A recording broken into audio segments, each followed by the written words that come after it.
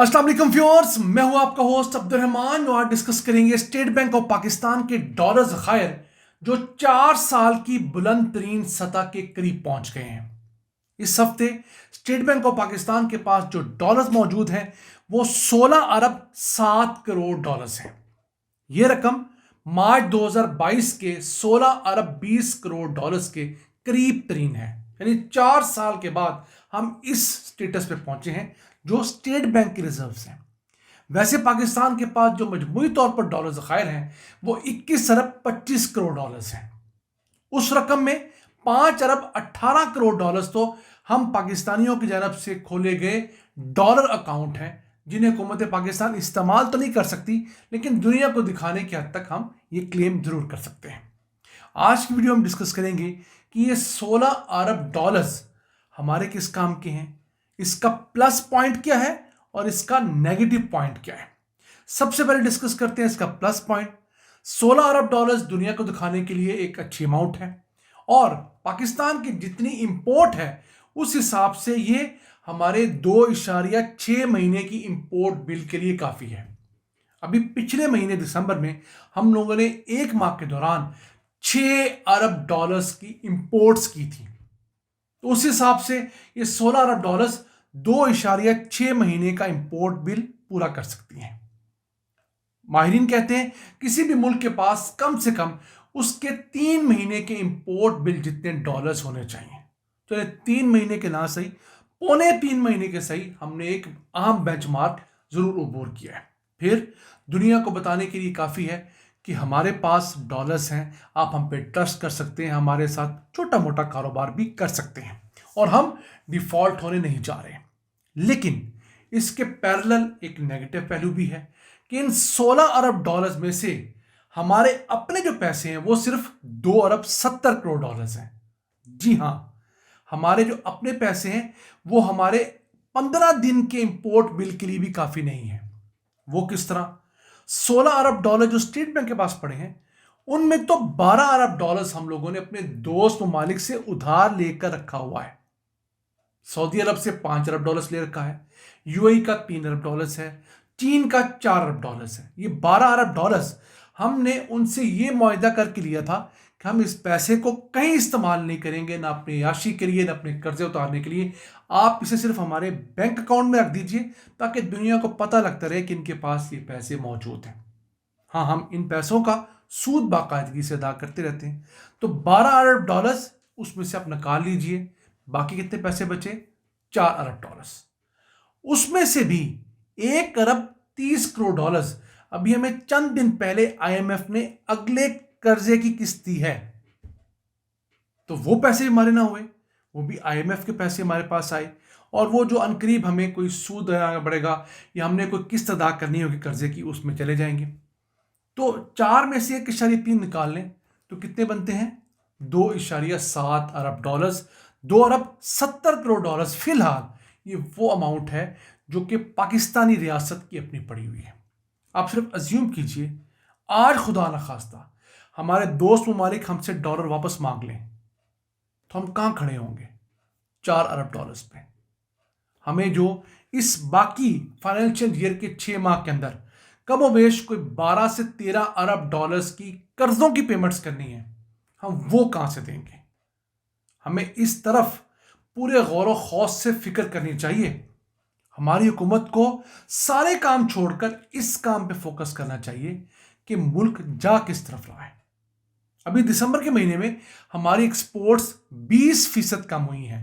1, 2, 3, 5, 10% नहीं, 20% हमारी एक्सपोर्ट्स कम हुई हैं। ये तो हमारी रेमिटेंसीज हैं जो अल्लाह ताला भिजवा कर हमें बचाता जा रहा है, वरना हम तो कब के डिफॉल्ट कर चुके होते।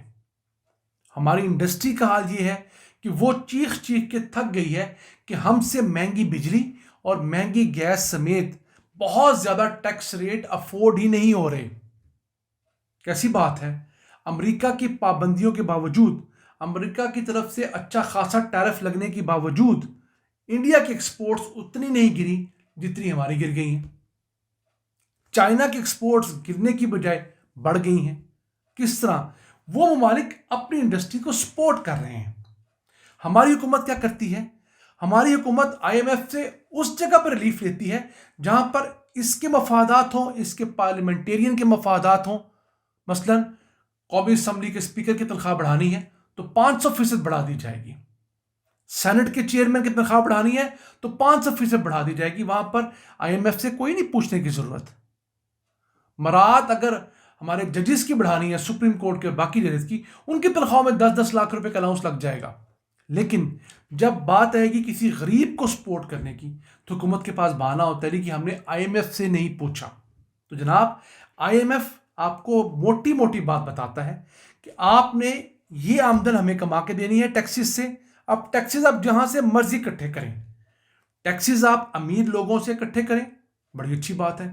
اگر آپ نے امیروں سے نہیں اکٹھے کرنے تو IMF کی بلا سے آپ غریبوں کو قتل کر کے آپ ان کا خون بیچ کر پیسے اکٹھے کریں. وہ ایک بنیا ہے، وہ سود خور ہے، اسے اپنی اماؤنٹ اور سود سے مطلب ہے. وہ آپ سے ٹیکس لے گا، وہ آپ سے اپنی اماؤنٹ لے گا. تو حکومت کرتی ہے غریبوں پر دھڑا دھڑ ٹیکس لگاتی ہے، اپنے اشرافیہ کو، اپنے امیروں کو بچا لیتی ہے. پھر حکومت دھڑا دھڑ پیسے بانٹ رہی ہے اپنے MNAs کو ترقیاتی فنڈز کے لیے. جتنے پیسے حکومت نے اب تک اس سال کے اندر اپنے MNAs کو، جو زیادہ تر فارم 47 میں جیتے ہوئے ہیں، حالانکہ فارم 45 پہ ہار ہوئے تھے، ان کو دیے ہیں اپنے علاقے میں ترقیاتی منصوبے دینے کے لیے، شروع کروانے کے لیے. اور ان ترقیاتی منصوبوں میں بھی کم از کم 40-50% تک رشوت ہوتی ہے، کک بیکس ہوتی ہیں. ان پیسوں کو اگر حکومت نہ دیتی بلکہ اس سے ریلیف دیتی ہے عوام کو، تو ہمارے جو نوکری پیشہ لوگ ہیں ان کے ٹیکس کی شرح میں کم سے کم 50% تک کمی لائی جا سکتی تھی. حکومت کم و بیش 50 ارب روپے اب تک پارلیمنٹیرینز کو دے چکی ہے گلیاں، نالیاں، سڑکیں بنانے کے لیے. حالانکہ یہ قومی اسمبلی کے ممبرز کا کام ہی نہیں ہے. قومی اسمبلی کے ممبرز کا یا صوبائی اسمبلی کے ممبرز کا کام ہے قانون سازی کرنا. قومی اسمبلی کے ممبر وفاق میں بیٹھ کے قانون سازی کریں گے، صوبائی اسمبلی کے ممبر صوبے میں بیٹھ کے جو ہے وہ قانون سازی کریں گے. یہ جو گلیاں، نالیاں، یہ پائپ لائنیں جو ہیں، یہ کام یونین کونسل کے لیول کا ہے، یہ ضلعی انتظامیہ کا ہے. وہ آپ منتخب ہونے نہیں دے رہے. وہ یہ حکومت ڈری ہوئی ہے کہ نہ جانے جب الیکشنز اناؤنس ہوں گے تو پھر یہ نہ ہو کہیں 8 فروری والا معاملہ دہرا دیا جائے.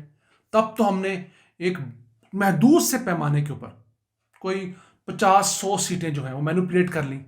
جب یونین کونسل کے لیول پہ جا کے آپ کو ہر جگہ پر دھاندلی کرنی پڑے گی، کچھ 4,500-5,000 ہزار یونین کونسلز ہیں پورے ملک کے اندر، تو اب کہاں کہاں جا کے دھاندلی کریں گے؟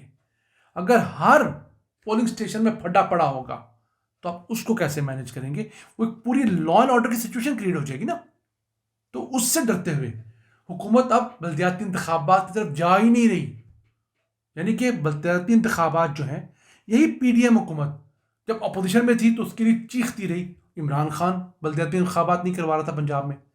اب PDM کی حکومت آئی ہوئی ہے تو یہ نہیں کروا رہے. میں سمجھتا ہوں کہ وقت آ گیا ہے کہ بلدیاتی انتخابات کو قومی اسمبلی کے انتخابات کی طرف آئین میں درج کرنا چاہیے، اور ہر 4 سال بعد بلدیاتی انتخابات ہر حال میں ہونے چاہیے، تاکہ بار بار بلدیاتی نمائندے آئیں، وہ اپنے علاقوں کے مسائل حل کریں، وہاں پر زمین کی سطح پہ جا کے کام ہو اور لوگوں کی زندگیاں بہتر ہوں. ناظرین، یہ تھا آج کا ایپیسوڈ. ہمیں امید ہے آپ کو پسند آیا ہوگا. اپنی سجیشنز، اپنی آراء سے ہمیں آگاہ رکھا کریں. اپنے میزبان عبد الرحمان کو اجازت دیجیے. اللہ نگہبان.